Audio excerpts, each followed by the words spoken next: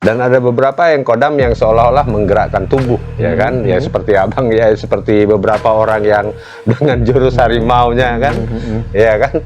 Dengan jurus elang, ya kan? Tapi nggak bisa terbang juga, walaupun dia udah dapat kodam elang, itu kan, ya kan? Iya kan? Tetap aja menaung-naung di bawah deh ya. Menaung-naung tetap di bawah aja. Ya kan?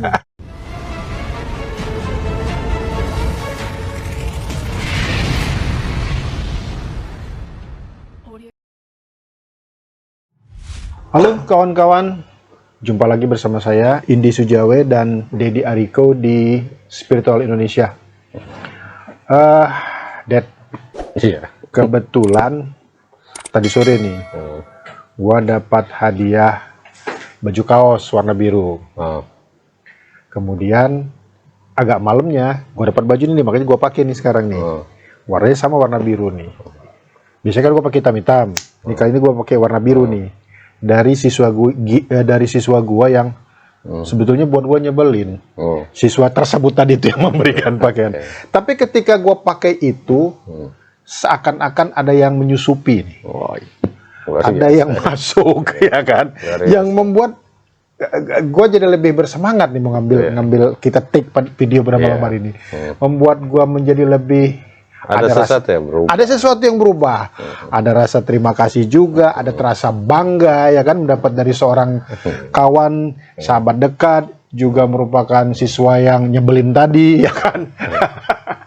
Nah, ngomong-ngomong tentang susup menyusupi nih. Gue ingat pengalaman gue pada waktu ya masih remaja lah, umur belasan tahun. Masih gila-gilanya ikut pelatihan pelatihan Al-Hikmah. Tenaga dalam yang juga susup menyusupi nih, Dad. Iya. Biasanya orang bilang apa namanya? Khodam. Biasanya orang bilang khodam. Kalau orang Jawa bilang perewangan. Sama kayak, itu. Model-model kayak gitulah. Sama cara kerja. Waktu itu gue lagi gila-gilanya mengamalkan hijib apa aja nih? Itu semacam ini ya, semacam mantra ya. Semacam mantra. Jadi kayak semacam ada amalan wiridan yang diberikan oleh guru hikmah tadi, kemudian gua mengamalkannya juga dengan puasanya, dengan ritual segala macam ritualnya pada malam hari. Nah, biasanya kalau sudah meritualkan itu di hari kesekian itu tubuh bergerak sendiri tuh. Si kodam mulai menyusupi nih, masuk nih. Tapi memang di awal tidak diberikan semacam sugestivitas step by step. Nanti kalau dalam hari kesekian akan begini, hari sekian akan begini, hari ini enggak. Ini terjadi begitu saja. Dan biasanya memang tadi yang gue bilang tadi di malam keberapa gitu akan terjadi seperti itu. Pada waktu itu kebiasaan pada siswa yang kebanyakan pada waktu itu ya di zaman gua itu ya, mereka harimau. Kalau udah masuk kita pelatihan kayak gitu, dorong mendorong dengan apa namanya, dengan energi si kodam tadi kan, si perewangan tadi kan. Tapi gua beda. Entah karena memang terbentuk di pikiran gua nggak mau itu. Nggak mau harimau, entah gue nggak ngerti juga pada waktu itu ya. Yang ada pada waktu itu gue lebih bijaksana, lebih berdirinya lebih tidak terlalu memakai kuda-kuda banget seperti kuda-kuda harimau, tangan tidak mencengkram. Yang kata guru gue itu adalah Prabu Brawijaya. Menurut kodamnya. Nggak mau dia yang biasa-biasa deh. Nah, coba. Gue pengen tahu nih dari pendapat elu. Ya kita ngobrol aja, sharing. Gue pengen tahu nih dari pendapat elu kan, dari cara berpikir elu tuh melihat fenomena ini tuh yang bagaimana tuh? Ya kan abang kan beberapa puluh tahun yang lalu itu berarti. Masih belasan tahun. Sekarang aja masih rame, masih hobi lagi. Sekarang masih malah lagi puncak-puncaknya tentang kodam itu di TikTok tuh setiap hari kan kodam. Ahmad Muhajidin kosong. Ayu ada kodam Rawa Rontek ya. Sari kosong. Koma Arliani ada kodam Nyi Blorong. macam kodam itu. Iya kan? Ada kodam ini kerbau bunting, ya kan? Iya kan? Sekarang kan lele dumbo. Ya, itu banyak jenis kodam, ya kan? Sebenarnya ya itu tadi. Kalau saya pribadi, ya dengan kodam itu sendiri bagi saya itu kan seni. Jadi gini, ketika kita merasa, abang kan ketika dalam proses ritual tersebut kan merasa sebagai Prabu ini tadi, Prabu apa? Prabu Siliwangi, Prabu Brawijaya. Brawijaya. Nah, jadi abang kan berpikir tentang adanya sesuatu yang ada di dalam diri abang tentang kodam tadi, Prabu Brawijaya. Sehingga abang berpikir dan merasakan bahwa ada keberadaan entitas tersebut. Ya kan? Sebenarnya kita sendiri ketika kita berpikir ada sesuatu, maka diri kita akan merasa atau seolah-olah akan merasa kehadiran sosok kodam tersebut. Ketika kodam itu dalam bentuk artinya entitas. Dan ada beberapa yang kodam yang seolah-olah menggerakkan tubuh, ya kan? Ya seperti abang, ya seperti beberapa orang yang dengan jurus harimaunya kan, ya kan? Dengan jurus elang, ya kan? Tapi nggak bisa terbang juga, walaupun dia udah dapat kodam elang, gitu kan? Ya kan? Iya kan? Tetap aja menaung-naung di bawah deh ya. Menaung-naung tetap di bawah aja. Ya kan? Enggak juga, ya kan? Ketemu harimau beneran lari, ya kan? Ya artinya itu seni zaman dulu orang-orang kan pertama nggak paham psikologis, tentang psikologi, tentang apa hipnosis kan nggak ada dulu kan, sehingga ketika mereka menciptakan teknik-teknik tersebut dan teknik tersebut bagi pelaku merasakan sensasi rasa adanya, ya kan? Ya itu tadi, merasakan sensasi keberadaan entitas tersebut atau merasakan sensasi bagaimana artinya energi, ketika dianggap energi kodam tersebut menggerak-gerakkan tubuhnya, ya kan? Itu. Nah, beberapa juga kalau di kampung saya kan ada energi kodam yang kemudian ya merasuk ke dalam diri dan tiba-tiba bisa bersilat, ya kan? Ya cuma kan itu gerakan-gerakan yang memang yang memang udah ada di dalam bawah sadar mereka. Abang sendiri ketika ini kan abang secara otomatis kan berpikir tidak mau kodam harimau, mungkin malu mau gitu kan. Iya kan? Iya kan? Yang lebih agak tinggi dikit tingkatnya. Cari yang lebih tinggi dikit. Sebenarnya itu juga masih tanggung. Sebenarnya kalau memang itu ini ya bisa aja ke kodam Cleopatra, ya kan, Firaun. Kan itu lebih ini lagi kan, lebih mempunyai energi yang luar biasa kan. Enggak, ya masalahnya kan gue belum kenal Cleopatra pada masa itu. Ya karena pengaruh informasi juga kan. Itu artinya kan kalau sekarang misalnya ada teman-teman yang memang minta isikan kodam kan kita bisa. Ya kan, Firaun, ya kan, Cleopatra kan. Itu kan mungkin dia kita bisa mengasumsikan bahwa energinya lebih kuat, lebih tinggi, lebih apapun segala macam, sehingga itu memotivasi diri kita, menggerak diri kita. Jadi kita merasa memiliki minimal nilai-nilai tentang sosok atau entitas kodam itu. Ya kan? Karena Brawijaya mulailah kita berpikir bahwa kita ada rasa-rasa sebagai raja, yang mampu memimpin, yang mampu mempengaruhi segala macam. Sebenarnya itu efek real terhadap diri kita. Ya kan? Itu sebenarnya sama konsepnya ketika saya dalam prosesi nikah gaib, ya kan, dengan Nyimas Purbasari dan Lanjarsari. Bagaimana Nyimas Purbasari adalah sosok pemimpin yang mampu memberi pengaruh. Bagaimana artinya sosok Lanjarsari, sosok yang entitas yang mewakili dunia kegelapan sehingga menimbulkan aura-aura ketakutan segala macam, sehingga saya memiliki wibawa, artinya memiliki hal-hal ketika saya marah juga memberi dampak rasa takut terhadap, artinya orang merasakan rasa ketakutan itu. Artinya kan itu kan mempengaruhi psikologi saya. Apakah memang benar ada Nyimas Purbasari atau tidak kan juga bukan persoalan. Who's know juga, siapa yang tahu juga. Iya, tidak ada juga persoalan kan. Artinya, nah karena saya memahami artinya cara kerja itu, maka saya menyempurnakan kodam-kodam saya ini dengan sesuai dengan yang saya harapkan. Ya artinya, Nyimas Purbasari itu harus begini, sehingga itu meresap ke dalam diri saya dan itu mempengaruhi psikologi saya. Sebentar. Ini apakah siapa tadi Nyimas Purbasari dan Nyimas Lanjarsari tadi sudah diberikan di awal oleh yang memberikan ritual tadi lah ya, di awal tadi bahwa nanti lu akan mendapatkan khodam ini dan ini. Ada nggak isu itu sebelumnya? Nah, itu tidak. Kan pikiran kita sendiri yang akhirnya ini mengharapkan sesuatu atau berekspektasi terhadap khodam kita. Ini mirip dengan pengalaman gue. Ya, kan ada ekspektasi kita bahwa kita menginginkan sesuatu hal yang luar biasa dan itu yang akhirnya muncul dan mempengaruhi kehidupan kita. Ya kan?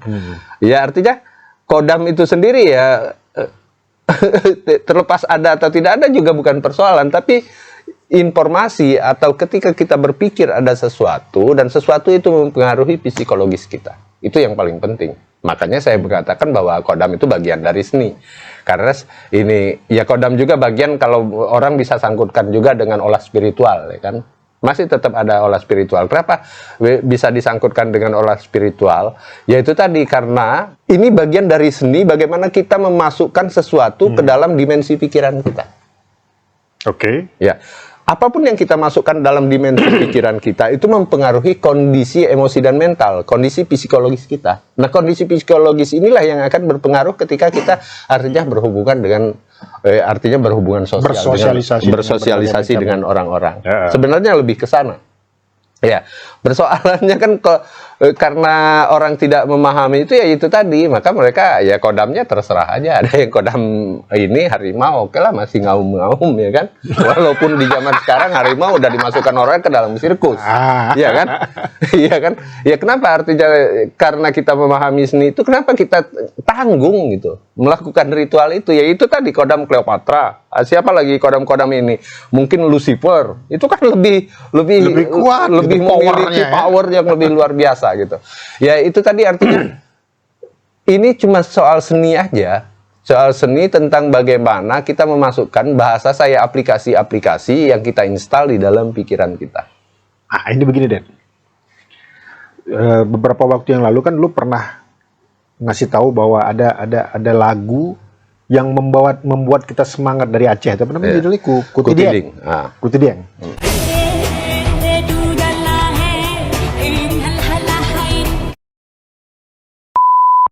Itu ternyata adalah memang mantra untuk memanggil yang bahasa kita tuh bahasa aulia kan, aulia orang suci yang kekuatannya seperti harimau untuk kemudian mensugesti mereka hingga mereka mempunyai kekuatan batin untuk melawan musuh seperti kekuatan tidak merasakan rasa takut. Rasa takut tadi seperti kekuatannya harimau tadi, ya kan begitu.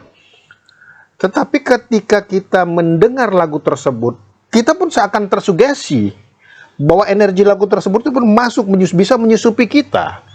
Ya sebenarnya semua Bang, informasi juga. Informasi itu kan masuk ke dalam diri kita. Apa yang kita dengar, apa yang kita lihat, apa yang kita rasakan, itu kan mempengaruhi psikologis kita. Gitu loh. Jadi artinya ada semacam informasi di awal. Ya coba misalnya yang diinformasikan dengan kita bahwa di rumah kita ada hantu. Apa yang akan terjadi dengan tubuh kita? Kita akan merasakan ketakutan.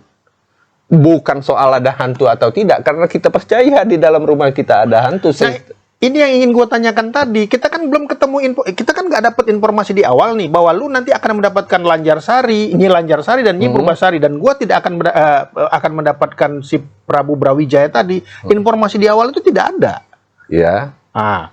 Tapi kemudian lu mendapatkan itu dan gue mendapatkan si Prabu tadi, itu yang maksudnya gue ingin tanyakan. Sebenarnya itu udah ada, cuma seringkali itu kan bukan bukan guru yang memberi informasi itu. Biasanya itu kan kita udah ada informasi sebelumnya. Kenapa akhirnya yang muncul di dalam pikiran saya sekarang ingat, kenapa akhirnya muncul Purbasari dan Lanjarsari itu ada di mantra ketika jadi waktu ini Kuncen itu melakukan ritual, dia membaca mantra dan menyebutkan berbagai nama. Nah, otak saya waktu itu memilih nama itu. Oke. Ya kan? Bawah sadar itu muncul langsung. Bawah sadar itu. Atau mungkin artinya kan ketika kenapa kita tidak ada kodam ini Cleopatra? Karena belum ada di bawah sadar kita. Tapi kalau sekarang itu udah ada, udah masuk. Kenapa? Kita udah berbicara tentang Cleopatra, tentang Lucifer, tentang apapun yang ada, yang artinya informasi-informasi baru. Nah, itu yang kemudian akan muncul, gitu loh. Nah, persoalannya kadang-kala kan ini artinya kan kayak di luar kan mereka tidak memahami mekanisme ini sehingga mereka artinya kodamnya ya seolah-olah mereka tidak bisa memilih. Cara kerjanya tadi itu ya, mereka Cara tidak kerja. bisa memahami Iya. ini. Akhirnya apa yang ada dalam pikiran mereka itu yang Iya. muncul keluar. Iya. Kan begitu? Iya. Ya kenapa waktu misalnya saya prosesi menikah gaib, ya kan? Ya. Ya logika mungkin yang ada di dalam otak ini kuncen satu yang dinikahin. Ya kan? Kan saya tipe orang serakah, Bang. Kenapa harus dua? Iya kan? Kenapa nggak satu aja? Kenapa nggak satu aja? Karena Iya pengen kan? dua ya. Apa yang membuat itu terjadi? Kan karena ada sisi-sisi itu yang Ya, ada di dalam diri saya. ya. Oh nggak cukup dong satu, udah tanggung nih. Ini Kenapa nggak dua aja? Sajen udah banyak banget. Iya kan? Sajen udah banyak. Iya kan? Playboy juga berarti. Iya kan? Sajen udah banyak. Ya kan? Ya waktu itu ya itu yang memotivasi. Udah tanggung nih. Iya kan? Ngapain Pengorbanan kita udah satu? besar. Udah besar. Sajen penuh, Bang. Goa itu sajen saya semua, Bang. Lengkap itu, Bang. Ya kan saya sudah melakukan pengorbanan. Masa cuma satu? Cuma satu kan Iya tanggung. juga sih. Artinya kan di sana juga ada sisi-sisi yang mempengaruhi kan karakter kita. Ya. Ya artinya kenapa abang tidak ingin ini harimau? Mungkin Harimau. waktu abang melihat orang yang kesurupan harimau, mungkin bagi abang nggak lucu Ya, ya, atau bisa apa jadi kan? juga. Jadi ada daya tolak itu. Ya kan. Nah kalau saya sendiri kan ya, kenapa harus nyimak Lanjarsari dan Purbasari yang ada di pikiran saya waktu itu? Saya tipe orang yang tidak menolak atau tidak ini mengejar sesuatu yang sisi bagi orang positif atau negatif. Itu kan simbol posisi ini. Akhirnya dua-duanya ketemu. Ya artinya kan saya menerima semuanya. Gitu loh. Itu yang ada di dalam dimensi pikiran saya. Kenapa? Karena yang Lanjarsari itu ini simbol negatif. Ya artinya dunia kegelapan, menakutkan segala macam, dan saya menerima semua itu. Tapi kalau misalnya orang itu yang memang cenderung hanya ingin menerima yang positif aja, mungkin dia memilih hal-hal yang lebih positif. Gitu loh. Nah, saya tipe orang yang tidak menolak keduanya. Bagi saya positif negatif bagi saya ya oke semua. Yang penting mampu memberi sesuatu terhadap diri saya. Tapi bagaimana dengan ini? Gua kan punya banyak kawan-kawan juga yang kebetulan mendalami dunia Perkodaman. bukan apa namanya tuh senjata-senjata mustika misalkan seperti keris, seperti tombak yang zaman-zaman pada waktu itulah kan. Menurut kepercayaan mereka, si empu ini yang bikin si keris tadi nih, yang bikin si peralatan perang tadi nih. Si empu tadi itu mengisikan khodam tertentu di senjata itu. Nah, anehnya nih dari banyak orang hampir sama semua. Misalkan isi khodam si keris tadi kalau dilihat oleh si A itu adalah seorang berjubah putih dengan katakanlah ya demikian ya dengan tasbih. Ketika ditanyakan ke si B juga demikian. Itu menurut pandangan lu gimana tuh? Ya sama Bang, karena yang ada di dalam dimensi pikiran manusia rata-rata kodam itu begitu.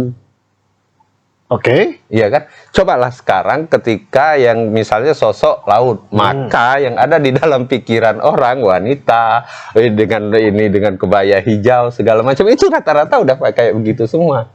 Ini konsepnya. Artinya kan begitu. Jadi ketika kodamnya ini misalnya kodamnya apa. Nah, rata-rata konsep kodam itu kan udah ada di dalam dimensi pikiran orang.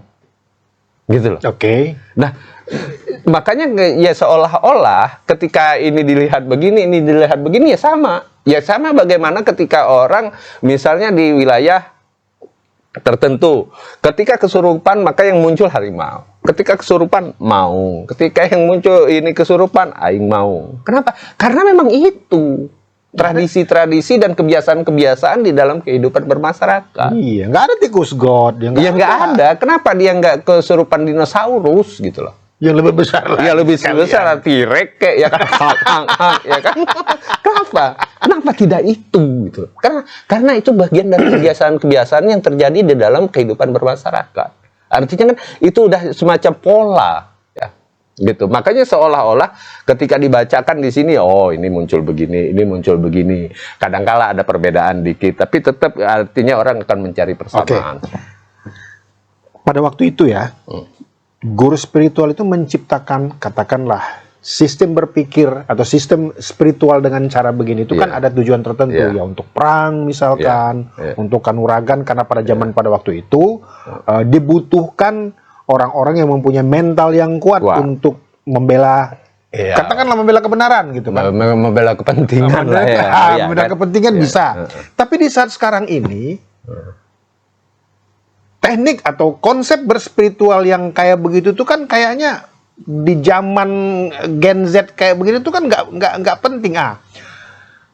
Apa yang bisa kita tarik dengan cara begitu dengan pemikiran anak sekarang untuk menjadi khodam itu berguna, katakanlah demikian. Ya diomong tidak artinya tidak populer lagi, tapi di TikTok itu ribuan tiap malam orang kalau dibaca ke kodam ya kan, walaupun terlepas ada yang percaya atau tidak, ada sebagian besar yang masih mentertawakan. Tapi kan terlepas begitu saja. Ya tapi kan artinya kayak itu.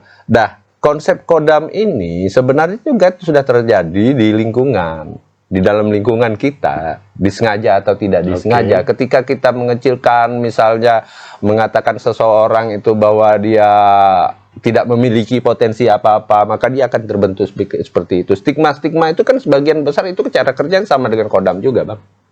Stigma itu sama dengan kodam, artinya cara kerjanya. Nah, karena kita memahami mekanisme itu, ya seperti ketika kita ini mungkin membuka kelas, ya itu tadi. Kelas godlike saya juga bagian dari itu. Artinya kelas saya bagaimana membuat orang memiliki daya tarik, sebenarnya konsepnya sama. Tapi saya tidak mengatakan kodam. Kenapa?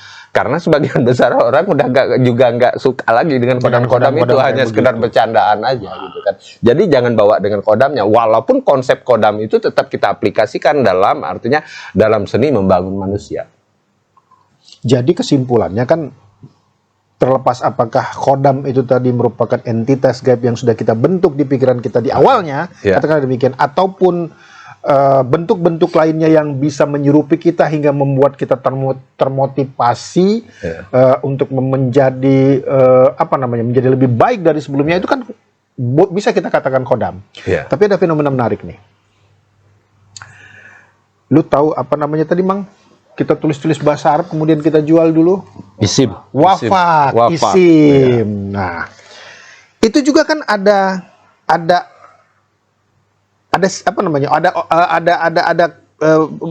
pakem-pakem baku. Pakem-pakem baku. Jadi tidak sembarangan juga. Misalkan kita harus menuliskannya dengan tinta emas. Misalkan sebelum kita menuliskannya dengan menggunakan puasa dulu. Harus suci dulu, bahkan harus puasa dulu. Walaupun kita nanti bikinnya dengan banyak, jadi banyak dan kita jual pada waktu itu ya, pada waktu gua jadi dukun yang begituan. Itu diturunkan oleh guru gua, dan guru gua mendapatkan dari guru sebelumnya. Dan menurut gua secara keilmuan keilmuan yang gua dalami, energi itulah yang kemudian dari si guru-guru tadi yang kemudian tersusun dan terakumulasi di dalam wafak tadi. Terlepas apakah memang misalkan menurut lo itu juga cara kerjanya sama, kalau menurut lo kan begitu.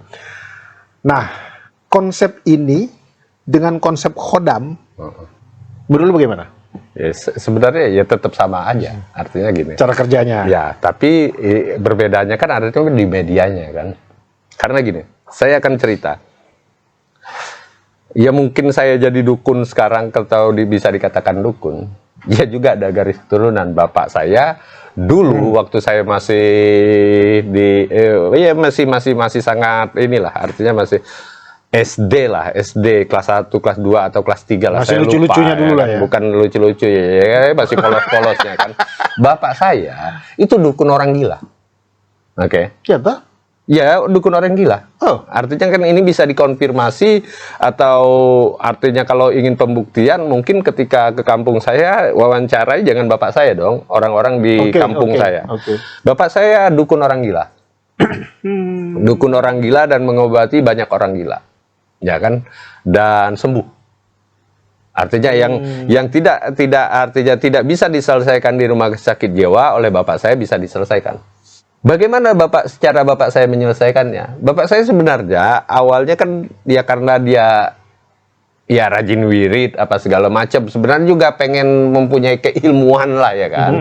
Rajin wirid segala macam, kalau sholat itu bisa sampai 1 jam dia wiridnya aja gitu.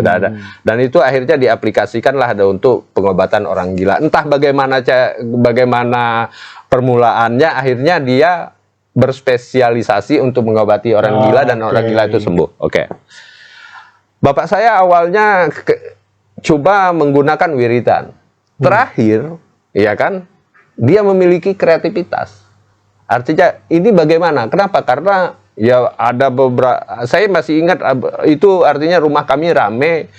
Artinya orang meminta pengobatan, sebenarnya bukan hanya orang gila, berbagai macam lah ya. Akhirnya kemudian banyaklah yang datang. Banyaklah yang datang, ya kan. Timbullah kepercayaan masyarakat di daerah, artinya Kabupaten Kepahyang, khususnya di desa ini, di sekeliling desa kami desa ini Kembang Seri, Muara Langkap, ini Kabupaten Keban Agung, ini Kecamatan Keban Agung, Kabupaten Kepahyang. Itu bisa dikonfirmasi oleh siapapun. Oke. Ya kan? Oke. Nah, karena orang udah rame, akhirnya dia tidak mampu untuk menangani semua. Dia menarik, artinya merekrut asisten ya kan. Nah, akhirnya dia memiliki kreativitas. Dia beli mujarobat. Saya ingat benar, ini mujarobat yang sering dijual di pasar kan, yang ada tulisan wakaf-wakaf apa segala macam. Ya. Nah, dia menggunakan itu, ditulis di piring lah, ditulis di apalah, ditulis pokoknya di berbagai media sampai ke ini, habis ditulis itu direndam di air, terus airnya diminum. Pokoknya dia melakukan berbagai kreativitas itu, dan itu bekerja. Oke. Ya kan? Iya. Ya karena dia nggak bisa nulis sendiri, akhirnya dia ngerekrut orang yang bisa menulis itu. Ya. Namanya Bahar. Saya masih ingat Bahar. Bahar itu sekarang dia tinggal di Kabupaten Kepahyang. Itu juga dapat dikonfirmasi. Ya mungkin dari sekian banyak audien kita, mungkin ada audien kita yang di daerah Kabupaten Kepahyang, itu Bahar. Bahar itu ya terakhir dia dekat dengan ini, jadi salah satu, bukan ajudan sih, orang yang dekat ini, teman main caturnya Bupati Kabupaten Kepahyang, Bando Amin. Tapi pertanyaan kan, apakah mujarobat itu berlaku untuk semua orang? Artinya siapapun dapat ini menggunakan itu, juga belum tentu. Ya kan? Ya mungkin bagi orang yang tidak memiliki otoritas, ya mau nulis, dia nulis entah di ini seluruh ya, begitu dinding rumah dia juga bukan artinya tidak mungkin, belum tentu juga memberi dampak yang signifikan gitu loh. Jadi bukan izin ini tadi, tapi bagaimana abang percaya bahwa kan ada sejarah. Nah, sejarahnya ini yang abang percayai, sehingga abang memiliki kepercayaan. Nah, otoritas dari kepercayaan abang itulah yang bekerja. Ya, jadi kesimpulannya sebetulnya tentang khodam. Tadi kita kembali ke masalah khodam, bahwa apapun sebetulnya yang bisa menyerupi kita tadi, balik di awal itu kan, yang membuat kita menjadi lebih baik, itu bisa kita sebut dengan khodam. Khodam, ya. Dan konsep inilah nanti yang akan kita iya, itu bagian dari seni yang artinya kita aplikasikan dalam kelas kita. Artinya kan kita memanfaatkan berbagai seni ini tadi, cara-cara ya kan, cara-cara bagaimana membangun manusia, cara-cara bagaimana ya, kalau di zaman dulu ketika orang ingin berperang, bagaimana memotivasi orang supaya tidak takut ketika berperang kan. Tidak takut mati kan, sebenarnya kan luar biasa, membuat orang yang memiliki ketakutan besar terhadap kematian didorong untuk berada di medan laga untuk berperang, untuk tidak takut mati. Mati ini adalah ketakutan terbesar dari seluruh umat manusia, dan itu bisa diciptakan. Nah, bagaimana ketika unsur ini, artinya unsur yang luar biasa yang bahkan membuat orang tidak takut mati ketika berperang ini, kita manfaatkan ketika di dalam, artinya orang membangun bisnis. Kan energinya kan luar biasa, mempunyai kekuatan yang luar biasa, mendorong manusia untuk melakukan hal-hal yang bahkan artinya di batas, artinya ambang. Mungkin kan ada ambang, manusia mempunyai ambang rasa sakit, ambang rasa capek. Tapi ketika termotivasi oleh sesuatu hal yang kita susupkan seperti rasa itu dilampaui, mereka bisa melampaui itu. Seharusnya mereka capek bekerja dalam 4 jam karena ada sesuatu yang masuk ke dalam dimensi pikiran mereka bisa aja capeknya dalam 8 jam atau 24 jam gitu. Itu artinya Ya tidak juga kodam atau berbagai konsep ini jelek ketika kita udah memahami cara kerjanya. Kalau nggak memahami cara kerjanya, ya itu tadi, ada beberapa orang dicek, oh ini memiliki kodam, yang ini enggak. Nah, yang tidak memiliki kodam akhirnya lesu. Iya kan? Iya kan? Ya, gua nggak punya kodam. Ya kenapa? Karena ini banyak terjadi, Pak. Ya. Si dukun ini ya semau dia aja. Tapi bagi orang yang percaya dengan itu, ketika dikatakan bahwa yang ini tidak memiliki bakat atau tidak memiliki kodam, yang ini memiliki kodam, yang memiliki kodam akhirnya bersemangat, yang tidak memiliki kodam akhirnya lesu. Ada beberapa orang yang ketika belajar spiritual, oh yang ini dianggap berbakat, yang ini tidak berbakat, kan sama. Yang kita di Anyer, dari 20 orang dia sendiri yang nggak lulus. Nah, dia merasa rendah diri jadinya. Rendah diri, padahal ada artinya keunikan-keunikan manusia. Itu. Ya, kesimpulan intinya sebetulnya manusia, pikiran itu butuh bentuk. Tanpa bentuk, pikiran tidak akan bisa membaca dan kemudian merespon. Oke kawan-kawan, jangan lupa subscribe, like, share, and comment. Dan kemudian sekali lagi saya tegaskan bahwa di setiap hari Sabtu tadi ya, setiap hari Sabtu jam 10 malam itu kita akan mengadakan meditasi online untuk kesehatan yang paling penting ya, kesehatan diri kita ya. Nah, kawan-kawan yang ingin merapat untuk ikut meditasi bersama secara online ya, klik link di bawah ini, nanti ada di deskripsi. Di deskripsi. Oke. Yang mengarahkan ke grup Telegram. Yang mengarahkan ke grup Telegram. Ada mungkin ini ditambahkan, Dep? Ya sebenarnya ya nggak ada juga, artinya ini beberapa audien yang memang lebih tertarik untuk mendalami juga dapat bertanya atau dapat berinteraksi dengan beberapa pengasuh, kita anggap pengasuh artinya, atau beberapa mentor kalau kita anggap mentor ya kan, yang ada di grup Telegram gitu. Di grup Telegram terdiri dari beberapa orang. Ada ini Profesor Hendra, ada Bang Indi sendiri, dan ada saya Dedi Ariko. Oke. Gitu. Terima kasih kawan-kawan, dan sampai ketemu lagi di segmen berikutnya. Jadi nggak ngomong saya semua.